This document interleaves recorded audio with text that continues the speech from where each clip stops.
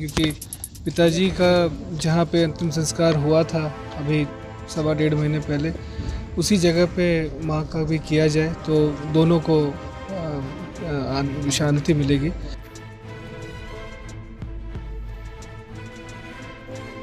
बिहार की स्वर कोकिला और लोक गायिका शारदा सिन्हा का मंगलवार की रात को निधन हो गया।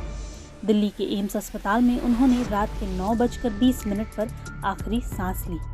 शारदा सिन्हा लंबे समय से बीमारी से जूझ रही थी। हाल ही में उन्हें दिल्ली के एम्स अस्पताल में भर्ती कराया गया था, जहां कुछ दिनों के इलाज के बाद उनकी स्थिति बेहतर हो गई थी। इसके चलते प्राइवेट वार्ड में शिफ्ट कर दिया गया। हालांकि सोमवार की रात को उनकी तबीयत अचानक फिर खराब हो गई। इसके चलते उन्हें वेंटिलेटर सपोर्ट पर रखा गया था। बताया गया था कि शारदा सिन्हा का ऑक्सीजन लेवल काफी कम हो गया था। एम्स के चिकित्सक लगातार कोशिश करते रहे। शारदा सिन्हा के निधन से देश भर में शोक की लहर है। शारदा सिन्हा को छठ और लोक गीतों के लिए जाना जाता है।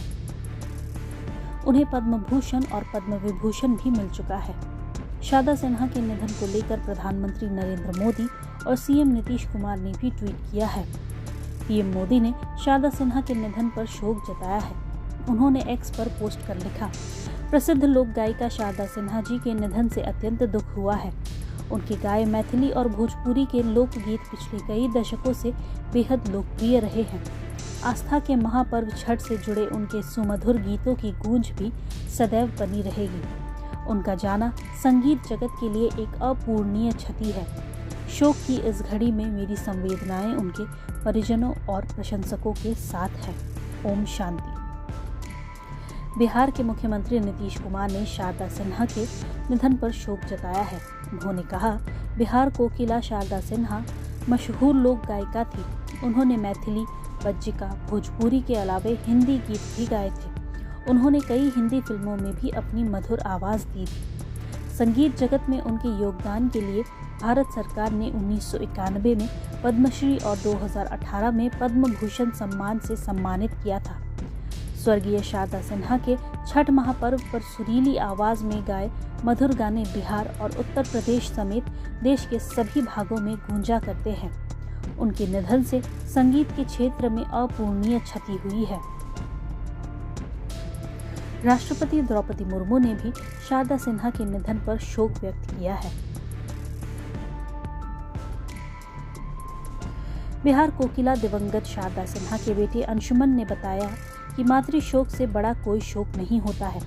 वे बिहार ही नहीं बल्कि पूरे देश की धरोहर थी। अंशुमन ने बताया कि शारदा सिन्हा बहुत कष्ट में आ चुकी थी।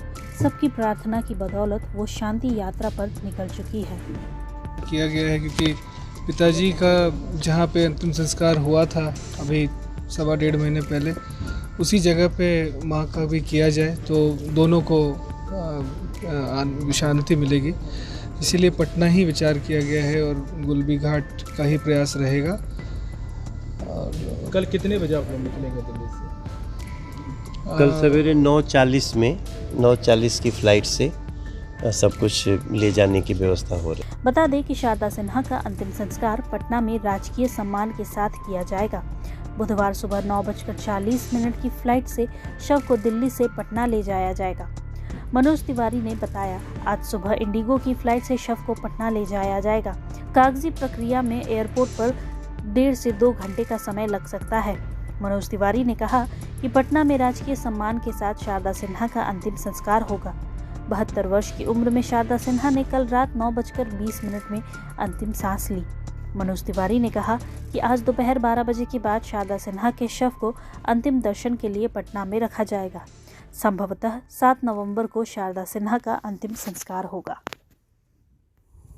9:40 की फ्लाइट से सब कुछ ले जाने की व्यवस्था हो रही है।